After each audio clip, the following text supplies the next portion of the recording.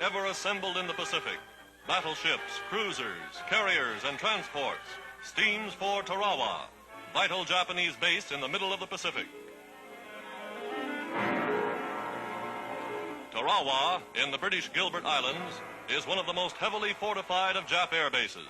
Its recapture is important to the United Nations offensive. The invasion force moves into waters controlled by the Japanese fleet since 1941. In solemn reverence, men of the attacking force bow their heads in prayer. Ask God for guidance and aid as they approach the hostile shore.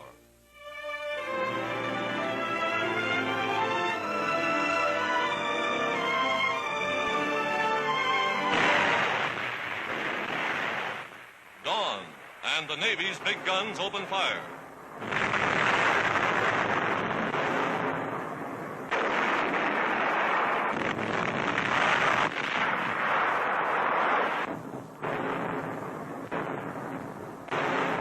The Marines attack. Shells and aerial bombs have pounded the island's 22 miles of fortifications incessantly.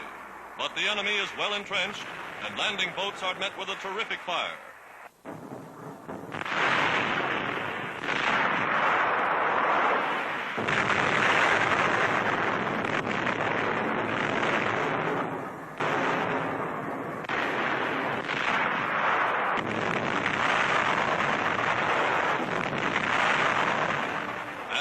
Waves establish a beachhead, naval guns continue to shell Japanese positions inshore.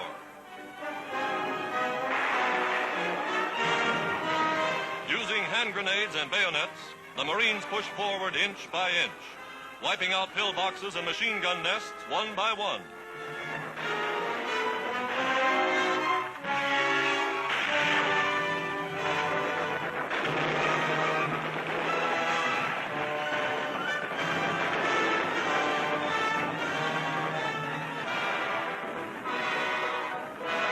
Reinforcements arrive. Tarawa and the Gilbert Islands are in the hands of United Nations forces. The entire garrison, more than 4,000 Imperial Japanese Marines, annihilated in 76 hours. The most difficult, the most dangerous of all military operations achieved. Victory at Tarawa stands as a dramatic symbol of the growing offensive power of the United Nations in the Pacific.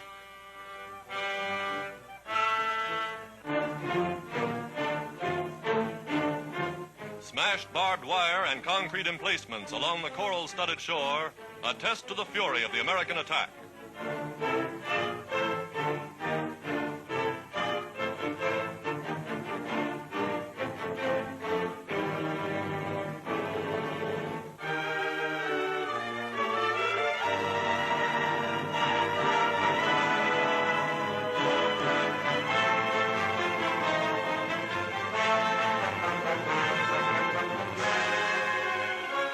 Coastal batteries, now twisted and shattered. For 23 months, the Japs had fortified Tarawa, converted it from a peaceful copra trading post to one of the strongest bases in the Pacific. The fall of Tarawa is a vital blow to Japan.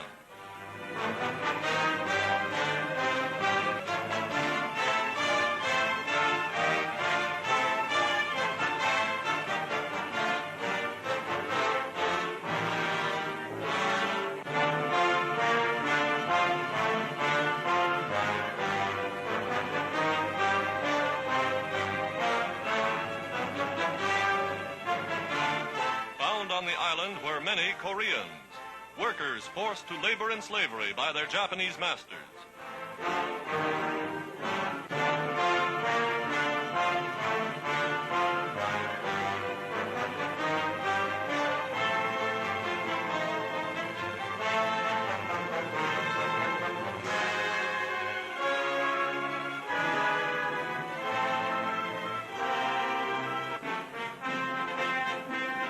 The vital airfield, rendered useless by continuous bombing, is quickly repaired as American construction battalions now turn Tarawa into a base against Japan. Firmly entrenched, United States Marines stand guard over the bloodiest battleground of the war in the Pacific.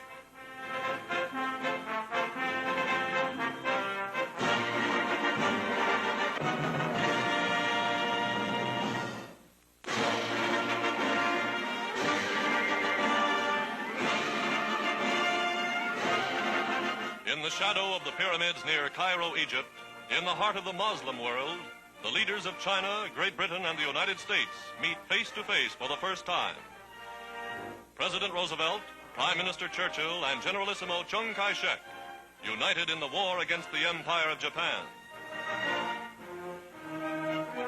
Madam Chiang Kai-shek is here as advisor and interpreter to her husband.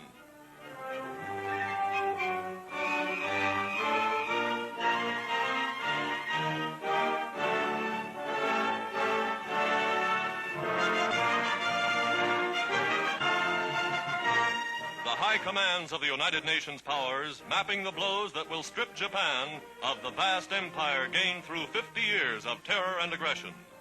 Three great allies pledged to a common cause, the unconditional surrender of Japan. To Teheran, capital of Iran, the conferences moved. Here, 6,000 miles from Washington, 2,700 miles from London, and 1,500 miles from Moscow, the President and Prime Minister meet their great ally in the war against Nazi Germany, Marshal Joseph Stalin, Premier of Soviet Russia.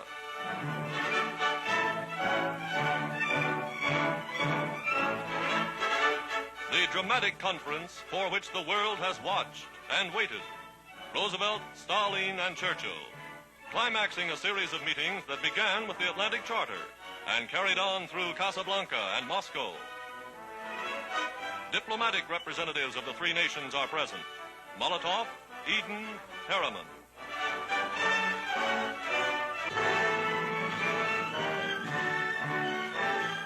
Mr. Churchill's daughter, Sara, an officer in the Women's Auxiliary Air Force, is introduced to Premier Stalin by President Roosevelt.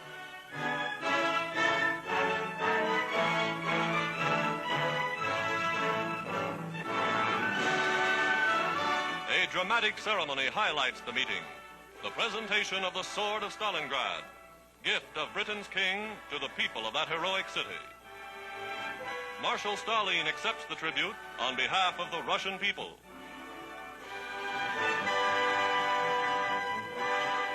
Backed by the greatest concentration of military power in history, the Teheran Conference broadcasts its official communique to the world.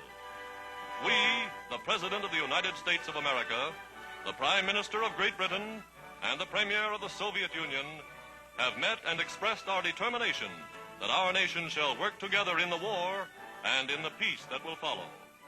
The common understanding which we have here reached guarantees that victory will be ours. We came here with hope and determination. We leave here friends in fact, in spirit, and in purpose.